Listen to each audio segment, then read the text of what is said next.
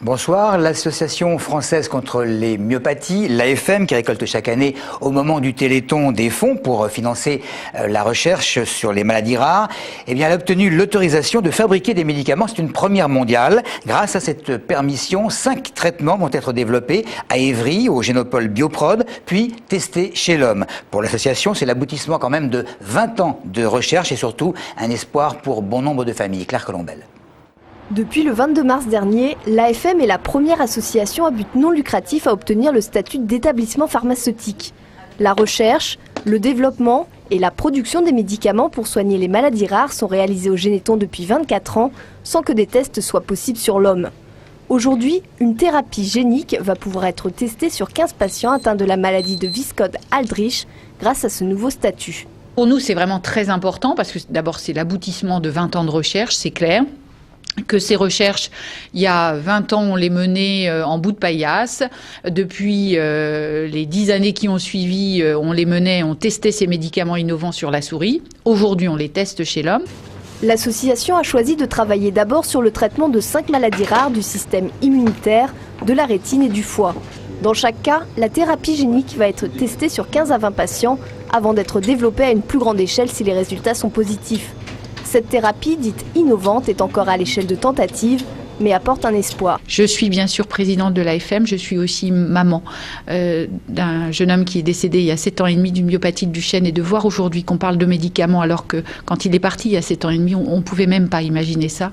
Donc c'est vraiment un espoir pour l'avenir, un espoir pour toutes ces familles que je représente, et 1000 fois merci à ceux qui ont permis cela. Sans les fonds récoltés par le Téléthon, près de 90 millions chaque année, une telle avancée dans la recherche n'était pas envisageable. L'AFM souhaite par la suite étendre ses recherches et ses tests sur les hommes à d'autres maladies rares.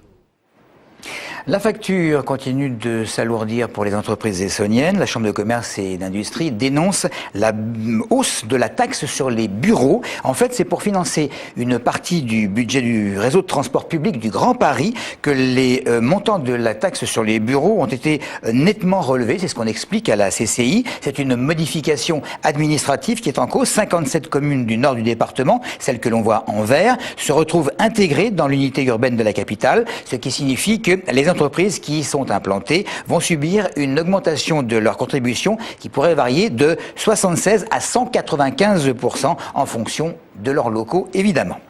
Et puisque nous parlons entreprise, il faut d'autre part constater que la zone commerciale Maurice Garin de Montgeron est en perte de vitesse, on peut appeler ça comme ça. Après la magasin La Halle il y a quelques semaines, aujourd'hui c'est la fermeture du magasin Casa, installé sur le secteur depuis 2005. Le bail de l'enseigne arrive à expiration, mais également les loyers qui seraient trop chers et le chiffre d'affaires qui est en baisse cette année faute de clients. Mais pour les vendeurs du magasin, ce ne sont pas les seules raisons. La zone commerciale, enclavée entre la Nationale 6, la voie ferrée et un champ, est quasi inaccessible, surtout le week-end. Il n'y a qu'une entrée et qu'une sortie dans cette zone. Donc encore la semaine, ça va. C'est surtout le week-end en fait. Et il y a beaucoup de gens qui se plaignent parce que ils n'arrivent pas à rentrer, à sortir. C'est très très long, ça donne des bouchons. Enfin voilà. Il n'y a pas assez de... Il faudrait faire une autre entrée et une autre sortie ici. Ce qui est dommage, c'est que c'est le champ, le terrain qui est juste devant. Donc après, je ne sais pas si c'est constructif ou pas, mais c'est vrai que il pourrait faire une autre entrée, une autre sortie, améliorer la zone, faire d'autres magasins peut-être un peu plus intéressants, enfin, au moins agrandir la zone, quoi.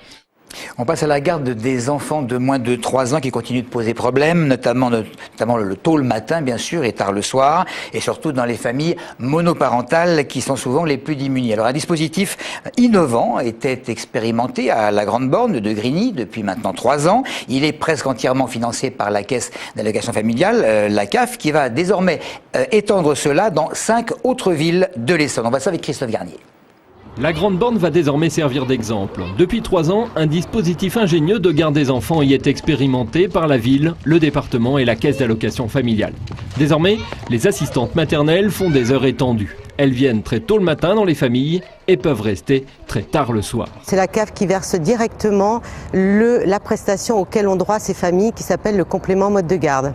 Ce dispositif piloté par la Maison de la Petite Enfance de la ville permet aussi aux assistantes maternelles de toucher des revenus fixes versés par la CAF, alors que certaines d'entre elles étaient souvent en grande précarité. Beaucoup n'avaient pas du tout d'emploi sur les 1 ou 2, voire 3 agréments qu'elles avaient. Et d'autres avaient simplement été en chômage partiel, c'est-à-dire qu'elles accueillaient simplement un enfant, pas plus. Aujourd'hui, beaucoup n'ont plus de place. On a parfois des difficultés à pouvoir répondre aux besoins des familles dans le cadre du dispositif. Le système connaissant un grand succès, il va être étendu à 5 autres communes de l'Essonne. On doit être innovant, quelles que soient les conditions dans lesquelles on se trouve, on doit être innovant.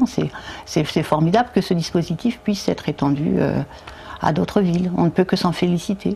Grâce à cette initiative, non seulement certaines mères de famille de la Grande Borne ont retrouvé un emploi, mais elles ont aussi pu suivre des cours de remise à niveau en français, par exemple, qui sont souvent prodigués hors des heures ouvrées. Les jeunes, optimistes ou pessimistes quant à leur avenir, cela dépend évidemment des cas. Ils pointent du doigt la non-fiabilité de la société, estiment que la crise pèse sur leur liberté de choix. Mais à lire les résultats d'une étude sérieuse sur les 15-30 ans, il y en a qui continuent de sourire. Flore Onissa. Selon une enquête réalisée par le CSA et publiée ce mercredi, 77% des jeunes âgés de 15 à 30 ans se déclarent optimistes pour leur propre avenir. Je suis optimiste parce que je pense que dans l'avenir, on aura un beau boulot et qu'on sera plutôt heureux dans notre vie. En Essonne, les jeunes actifs se montrent plus critiques. Pour eux, l'avenir, ce n'est pas si évident que ça. Il faut beaucoup de qualifications pour un jeune pour s'insérer comparé à avant. Et ils arrivent toujours pas à trouver un emploi à la hauteur de leurs qualifications. Toujours selon cette enquête, l'entrée dans la vie active est une source de désillusion pour les jeunes actifs, puisque seuls 49% d'entre eux estiment qu'une vie réussie passe par une belle carrière professionnelle. Les jurés populaires et leur introduction en correctionnel. La réforme a été présentée tout à l'heure en Conseil des ministres. Le garde des Sceaux estimant qu'il s'agit de mieux associer les Français à l'œuvre de justice. Devant la levée de bouclier, le ministre a estimé que les juges aujourd'hui n'étaient pas laxistes et qu'ils appliquaient la loi telle qu'elle est. Alors nous avons recueilli quand même les avis de quelques Essonniens pris au hasard. Ça peut être effectivement une bonne chose. C'est bien et c'est dangereux. Je suis pas sûre que ce soit tout à fait une bonne chose. Je ne vois pas en quoi un juré populaire pourrait nous aider un peu plus à la bonne administration de la justice. Ça va être un peu difficile pour un particulier dans la mesure où ils n'auront pas accès au dossier, donc c'est une stupidité. Je suis assez sceptique parce que je ne sais pas si l'État va donner les moyens à l'application de cette nouvelle réglementation. Je ne suis pas trop d'accord avec ça. C'est une très bonne disposition d'intégrer le grand public à des décisions de justice. L'audience correctionnelle, c'est quand même autre chose qu'une cour d'assises et que ça prend du temps quand même d'expliquer à des gens qui ne sont pas des professionnels en quoi consiste la fonction de juger. Et est-ce que ce n'est pas plutôt une décision un peu populiste de donner l'impression au peuple qu'il serait plus partie prenante dans sa justice au détriment de la qualité d'une justice rendue par des professionnels? Voilà, je vous rappelle la principale information, l'AFM qui récolte chaque année au moment du Téléthon des fonds pour financer la recherche sur les maladies rares a obtenu l'autorisation de fabriquer des médicaments. Voilà pour l'essentiel, merci de nous avoir suivis.